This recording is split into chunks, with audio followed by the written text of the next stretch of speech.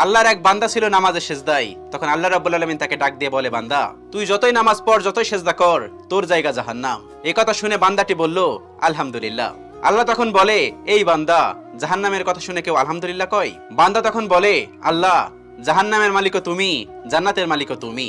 তুমি আল্লাহ খুশি হয়ে যদি আমাকে জাহান্নামও দাও, তাও আমার আপত্তি করার কোনো অধিকার নেই। আল্লাহ তখন বলেন, বান্দা, জাহান্নামে গেলে তুই পুড়ে যাবি, তোর খুব কষ্ট হবে। বান্দা তখন বলতেছে, আল্লাহ, কষ্ট শুধু আমার হবে না, তোমারও হবে। আল্লাহ তখন বলতেছে, বান্দা, তুই পুড়বি জাহান্নামের আগুনে, আমার কষ্ট হবে কেন? বান্দা তখন বলে, আল্লাহ, কোনো মায়ের কোল থেকে যদি কোনো বাচ্চা পানিতে পড়ে যায়, তাহলে কোনো মাই দূরে দাঁড়িয়ে থাকতে পারে না, দৌড়ে গিয়ে বাচ্চাকে কোলে নেয়। আমার বিশ্বাস, ওই মায়ের চেয়ে কোটি কোটি গুণ দয়া তোমার বেশি। আমাকে জাহান্নাম দিলে তুমিও আল্লাহ শান্তি পাবে না।